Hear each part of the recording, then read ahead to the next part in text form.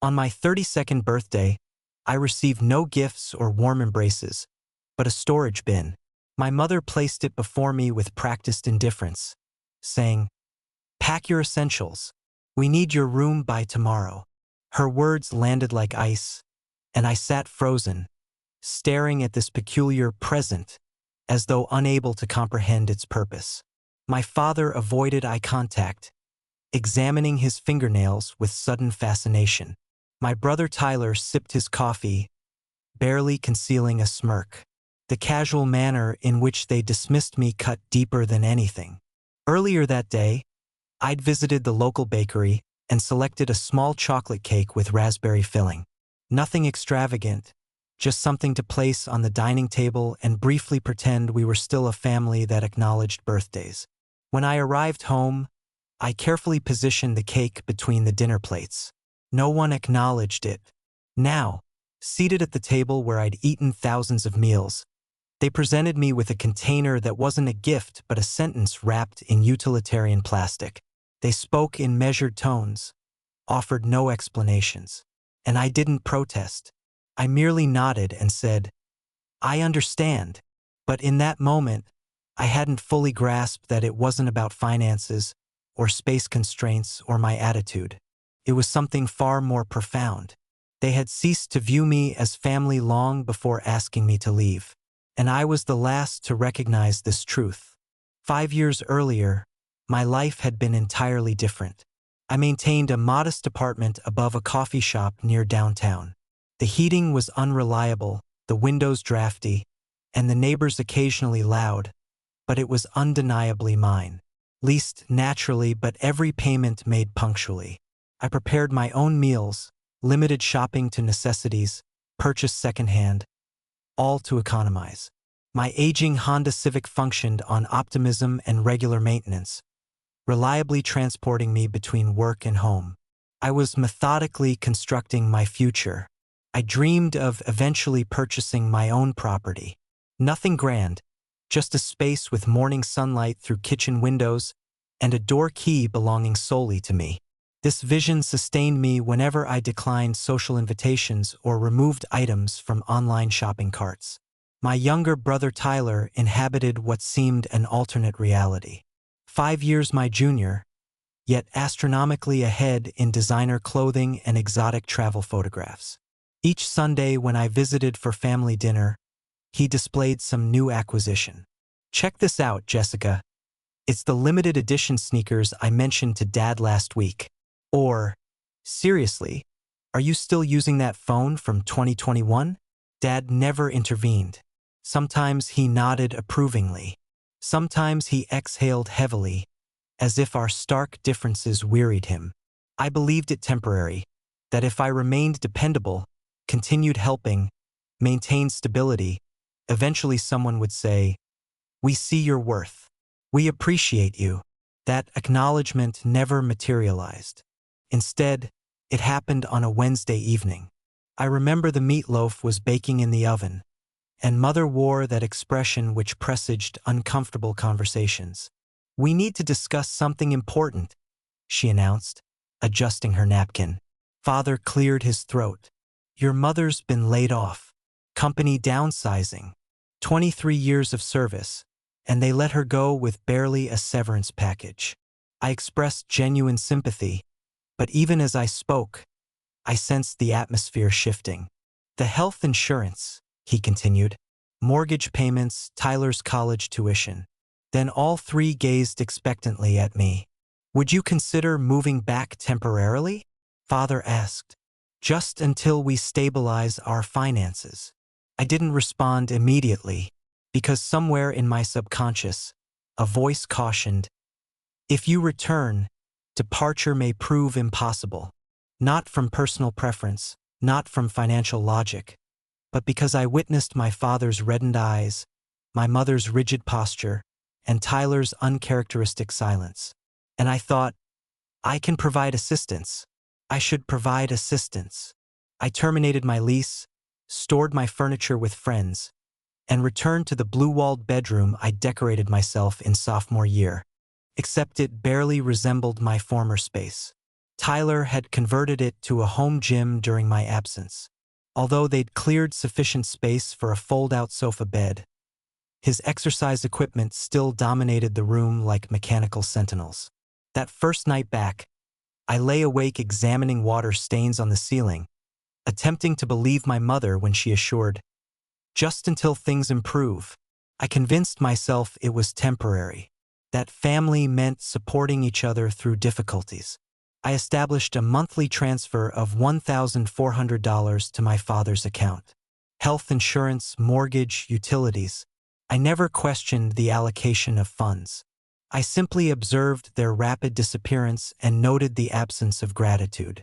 Initially, circumstances seemed manageable. Mother prepared my favorite mac and cheese. Father called me his rock. Tyler even inquired about my workplace once. But appreciation evaporates quickly in households where roles become entrenched. By the third month, Mother secured new employment. Lower salary, longer commute, but it provided income. I anticipated the conversation, the one where they'd say, "You've contributed enough. Begin searching for your own place again." Instead, Father said, "Your mother's salary hardly covers essentials. Just a little longer, please." And I nodded, suppressing the urge to ask, "How much longer? How much of myself must I surrender?" Things transformed gradually after that. Subtly at first, my showering became wasteful. My presence at meals created tension. Pasta evenings, once my comfort, were replaced with spicy tacos. Then vegan bowls. Then whatever Tyler craved that particular week. Shopping began including protein powders I never consumed. My toiletries disappeared mysteriously. Mother required occasional loans for hair appointments because her card was temporarily declined. The money never returned. And Tyler, precious, entitled Tyler, perpetually appeared with new possessions. Wireless headphones, designer sneakers I couldn't afford despite full-time employment. Imported cologne in crystal bottles. "How are you financing these luxuries?" I inquired one afternoon, not accusingly, merely puzzled. He shrugged dismissively. "Focus on your own affairs. Just because you live like you're destitute doesn't mean we all should." I should have persisted, but I refrained. Because at that point, I still believed that through continued giving, they would eventually remember my worth. Instead, I began to disappear. Not suddenly, but gradually, like footsteps fading in desert sand. The breaking point occurred on a Friday. I returned exhausted after spending the entire week managing a crisis project foisted upon me with minimal notice. All I desired was a quiet evening, a novel, and solitude. Instead, Tyler intercepted me in the hallway, vibrating with excitement. "Finally," he exclaimed, "I need $900. "Absolutely not. You could at least say hello first," he replied, affronted. "Pardon," I asked, setting down my laptop bag. "For my weekend in Vegas," he explained, as though stating the obvious. "The guys and I booked a suite. Everyone's paid except me. I just need you to cover my portion." I stared incredulously. "My portion?" he scoffed. "I mean yours to cover mine. God, don't you listen?" Something within me fractured. "You assume I have $900 simply lying around?" I said, maintaining composure. "I contribute $1,400 monthly to this household. I drive a 15-year-old car. I mend my clothes rather than replace them. You expect me to fund your Vegas weekend?" Tyler's expression hardened. "Why are you being so dramatic? It's only money." I laughed bitterly. "No, Tyler. It's not merely money. It's labor. It's sacrifice. It's the reason you enjoy luxury while I exist like a phantom. Don't portray it as charity," he snapped. "I'm not. I'm describing reality. Perhaps if you secured part-time employment as I did during college, you'd understand what money actually represents." His eyes immediately welled with tears. "You're calling me parasitic. You're calling me worthless." I remained silent, unnecessary response, but he initiated theatrical sobbing that echoed throughout the house. Within moments, mother and father materialized as though conjured. "What's happening here?" Father demanded, placing his arm around Tyler.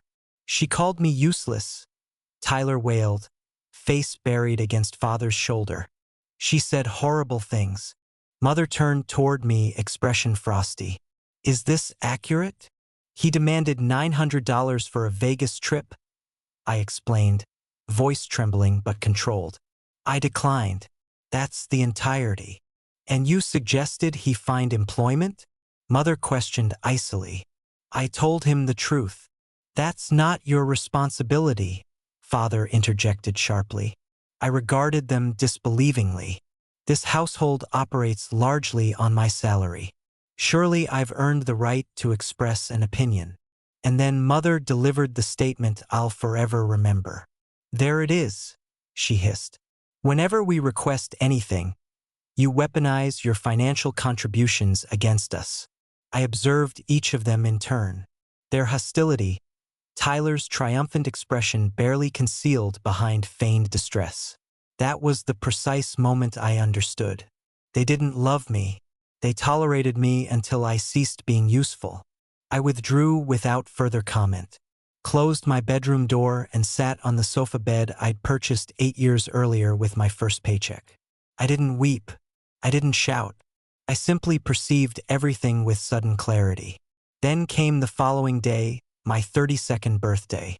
No card, no acknowledgement. No one spoke when I departed for work at 6:30 a.m.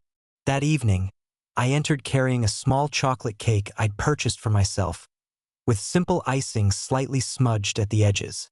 And they were present, all three, seated at the dining table, unusually formal attire. A large plastic storage bin positioned centrally. Mother nodded. "The birthday girl," she remarked. I placed the cake down. "What's that?" Mother pushed the bin toward me. "Something you'll need." I opened it carefully. Inside was a collection of packing materials, bubble wrap, tape, markers. "I don't understand," I said, confused. "Are we renovating?" They exchanged glances. Not maliciously, laughter suggesting I'd missed something obvious. "We need your room," Mother explained. Father leaned forward. "Pack your belongings. You'll need to leave tomorrow." I remained silent afterward. Not when they elaborated that my financial assistance was no longer required. Not when Tyler smiled across the table as though victorious. Not even when I overheard them downstairs later that night, laughing, presumably consuming the cake I'd purchased for myself. I lay awake on the uncomfortable sofa bed I'd once considered temporary, examining ceiling cracks like ancient hieroglyphs.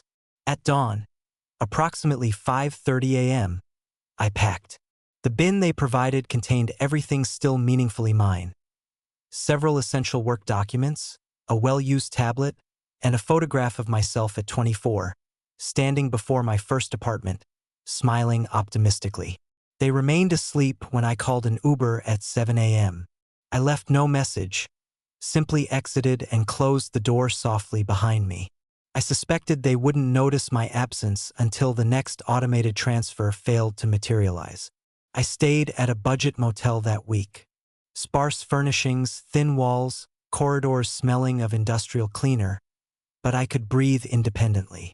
After 3 nights of uninterrupted sleep, I contacted Rachel. Rachel was my colleague.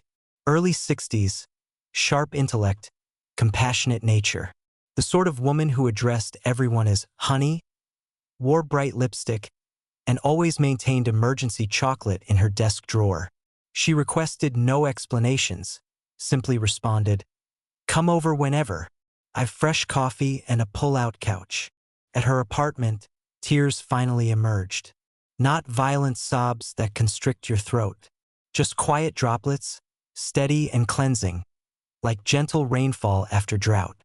Rachel served coffee, provided blankets, and remarked, "You don't owe them your existence simply because they granted you life." 2 weeks later, I secured a studio apartment, diminutive with dated carpeting, but the lease bore my signature. The keys jangled in my palm like tangible freedom. I purchased everything secondhand. A mattress, a small table, a single lamp with slightly tarnished brass. Each item placed within that space represented reclamation. No one disturbed my tranquility. No one knocked unless matters were genuine, and no one suggested I occupied excessive space. I prepared my first cup of chamomile tea and consumed it standing barefoot on worn carpet, smiling as though experiencing luxury for the first time in years. 9 months passed without communication from them. No messages, no emails, not even perfunctory holiday greetings. Honestly, I welcomed the silence. I focused on professional development, accepted additional responsibilities, rebuilt financial security without the $1,400 monthly depletion. My savings accumulated faster than anticipated. I maintained frugal habits, still prepared packed lunches and limited discretionary spending. But now these choices belonged to me. No one imposed them.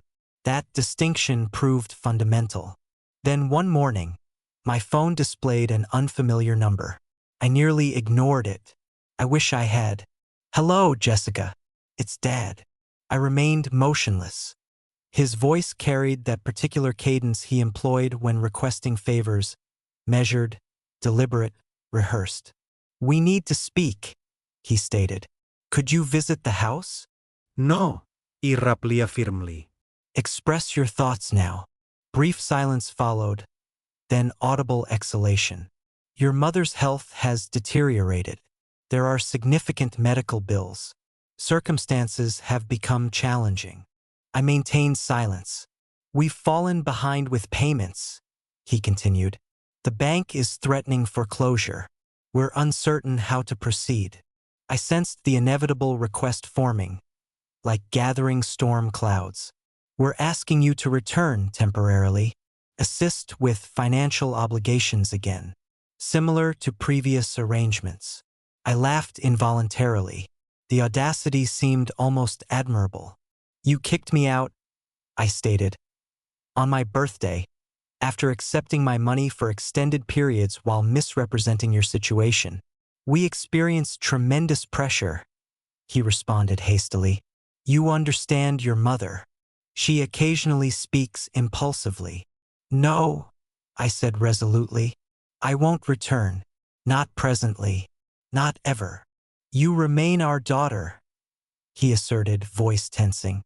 That consideration should have preceded treating me like an ATM with biological connections. I disconnected. Throughout subsequent days, contact attempts increased. Different numbers, urgent messages, even voicemail from Tyler claiming, "I miss you. We need you." Then arrived correspondence from legal representation, legitimate credentials confirmed. The message was concise yet threatening. "Our clients are seeking compensation totaling $28,000 for unpaid accommodation and services over 27 months at $1,000 monthly." I nearly laughed again, but instead of dismissal, I contacted Jennifer. Jennifer operated efficiently. She drafted formal response that same afternoon. Professional, comprehensive, devastating. She detailed the $37,800 transferred across 27 months, accompanied by banking records. She noted I'd occupied improvised accommodation, covered household expenses without contractual obligation, and experienced eviction without proper notice. Her concluding paragraph proved definitive. "Should your clients pursue this matter further, we are prepared to counterclaim for the full amount of $37,800 plus legal expenses and emotional damages." For days later, their attorney responded with single sentence, "My clients have elected to discontinue proceedings at present." I believed the situation concluded, but 3 weeks later, while visiting my credit union to establish automated savings transfers, I encountered them. Father and Tyler seated before a mortgage advisor. They appeared presentable. Well, Tyler wore a jacket likely costing more than my monthly rent. Father displayed an expensive watch. Both leaned toward the banker, speaking confidentially. I considered immediate departure, but internal resolve commanded, "No, remain." I positioned myself discreetly, maintaining distance, but overheard everything. "We're exploring refinancing options," Father explained smoothly. "We lack alternative support resources." The banker frowned. "No extended family assistance available?" He shook his head. "Just ourselves." I stepped forward. "Actually," I stated, placing my documentation gently at the desk edge, "you received substantial assistance. $1,400 monthly for 27 consecutive months. Chase account ending 4328. All transfers executed on the 2nd of each month." Tyler paled visibly. Father stiffened. The banker examined them, then me. "You're Jessica?" she inquired. "Yes," I confirmed. "The daughter." They neglected to mention. Profound silence enveloped the room. Father attempted speech, then reconsidered. Tyler stood abruptly, chair scraping noisily.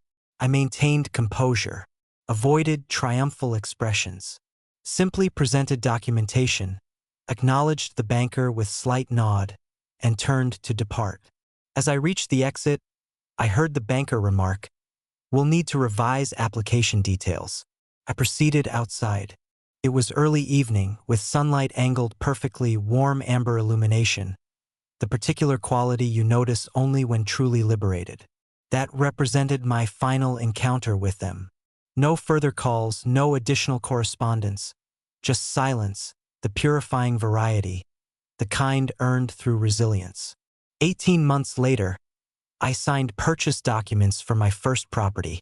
Not palatial, not architectural perfection, just a modest townhouse situated within an established community. Creaking floorboards, a backyard requiring attention, fading paintwork throughout. It was exactly right. The keys felt weightier than expected, perhaps symbolizing their significance. This occasion, my name appeared as sole proprietor. No co-signatories, no stipulations, no external influence determining my residential status. Later, I telephoned Rachel first. She arrived bearing housewarming wine and freshly baked cookies. We stood in my compact kitchen while she examined cupboards with professional scrutiny and remarked, "It's not fancy, but it's unquestionably yours." "That's the essential difference," I smiled. "It genuinely is." Professional circumstances had improved simultaneously. Jennifer recommended me to additional clients, and I'd accepted freelance projects providing sufficient supplementary income for modest comfort. I wasn't wealthy, but neither was I fearful. For the first time, survival wasn't my primary focus. I was creating something sustainable. Occasionally, distant relatives mentioned my family, how circumstances remained difficult, how they struggled with Tyler's graduate school tuition, how property repossession seemed increasingly probable. I remained detached, not from bitterness, rather from fundamental disconnection, like receiving updates about strangers from a community long since departed. I harbored no hatred. I simply no longer belonged within their narrative. I had liberated myself from the concept that genetic connection constitutes perpetual obligation. Now, when I enter my front door at 6:30 p.m., I don't prepare defensively. Don't listen anxiously for footsteps. Don't react to raised voices. The tranquility here belongs exclusively to me, and it remains benevolent. Sometimes I still contemplate that storage bin. I keep it stored in my closet, not as reminder of rejection, but of my departure at 7 a.m. that morning. I believed I'd lost everything that day, but what I actually lost was the illusion of being valued for my authentic self. And replacing that illusion, I discovered something infinitely superior. A home, boundaries, voice, and finally existence belonging solely to myself. Occasionally, I wonder whether they discuss me. If they claim I relocated for professional reasons, if they suggest natural estrangement, if they gather around the dinner table at 7 p.m., 3 places instead of 4, pretending nothing significant changed. I imagine Tyler still complaining about workplace politics.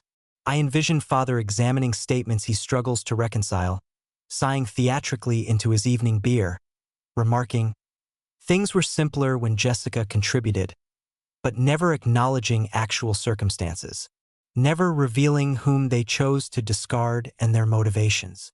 And I require no confession. I seek no apology because I never truly vanished. I supported mortgage payments. I funded educational expenses. I ensured essential services continued when they barely acknowledged my presence at 6:30 p.m. each evening. I remained present monthly, every meal, every silent sacrifice. They simply pretended blindness to my existence. Now, I avoid speaking their names, but evidence remains. The storage bin still in my closet, the correspondence archived unanswered, the property I purchased independently and fully owned by summer 2026. So if anyone inquires what happened to the elder daughter, the reserved one, the dependable one, they must choose. Continue fabrication or finally acknowledge they forfeited the only person who consistently appeared when circumstances demanded presence. Because I didn't disappear voluntarily, I was systematically erased. And now I exist beyond their influence where no one controls my narrative but myself.